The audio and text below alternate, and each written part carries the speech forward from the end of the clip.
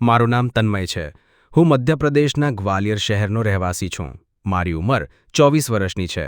હું ઉજળા ચહેરાવાળો છું અને લોકો કહે છે કે હું સારો ભલો દેખાઉં છું.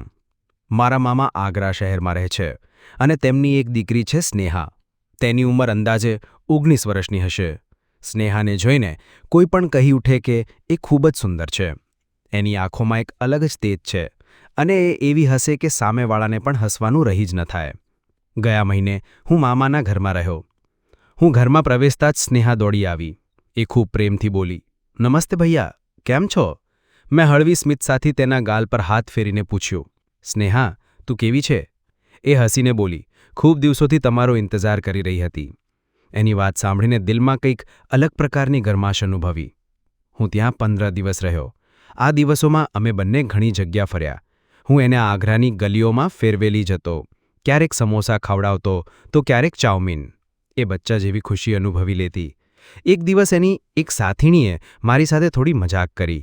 હું હસ્યો, પણ સ્નેહાને આ વાત બિલકુલ પસંદ ન પડી. એણે તેની સાથીની સાથે ઊંડો ઝઘડો કર્યો અને સાફ કહી દીધું કે ભવિષ્યમાં મને આવી વાત ન કહે. હું આશ્ચર્યચકિત રહ્યો, પણ અંદરથી મને એની એ ઠેસ લેનારી પરવા પણ ગમી ગઈ.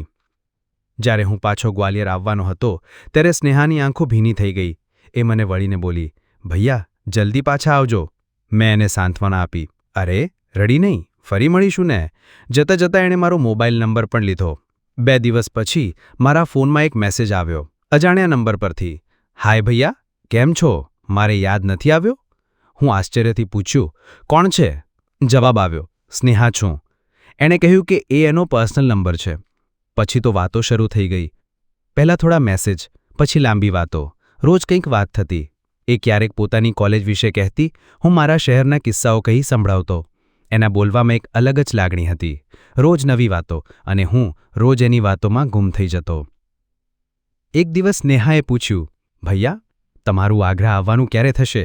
સમોસા ખાવાની ઈચ્છા થઈ છે, અને એ પણ તમારી સાથે." હું હસીને બોલ્યો, "તમે બોલો તો એ જ ટ્રેન પકડી લઉં." એણે તરત પાઉટ કરેલી એક સેલ્ફી મોકલી અને લખ્યું, "તો પકડી લો ને." મને એ મજાક કરે છે એમ લાગ્યું, પણ એની વાતોમાં કોઈક જાતનું સત્ય પણ લાગતું હતું. થોડીક દિવસ પછી સ્નેહાનો ફોન આવ્યો. એની અવાજમાં થોડું દુઃખ હતું. મેં પૂછ્યું, "શું થયું? બધું ઠીક છે?" એણે થોડું અટકીને કહ્યું, "પતા નહીં, મન થોડું ઉદાસ છે. કોલેજમાં એક છોકરાએ મને લઈને ખોટી વાત કરી અને હું તેને કંઈ જ કહી ન શકી. મને ગુસ્સો તો આવ્યો, પણ મેં એને સમજાવ્યું, તું એટલી સ્માર્ટ છે, આગળથી કોઈ એવી વાત કરે તો જવા આપી દે, અને હું છું ને તારા માટે." એ હસી પડી અને બોલી, "હા, તમે તો મારા સુપર હીરો છો." એની એ વાત સાંભળી મારા ચહેરા પર પણ સ્મિત આવી ગયું. હવે ધીરે ધીરે મને લાગવા લાગ્યું કે સ્નેહા ફક્ત મામાની દીકરી કે નાની બહેન જેવી નથી રહી. એની દરેક વાત, દરેક હસતી મુખાકૃતિ, દરેક મેસેજ મને ખાસ લાગતો. એના બીજા દિવસે સ્નેહાનો મેસેજ આવ્યો, "ભૈયા, મારો બર્થડે છે, તમે આવશો ને? પ્લીઝ ના પાડીશો નહીં." એનો જન્મદિન હજુ 2 મહિના દૂર હતો, પણ એની આતુરતા જોઈને મેં તરત હા કહી દીધી.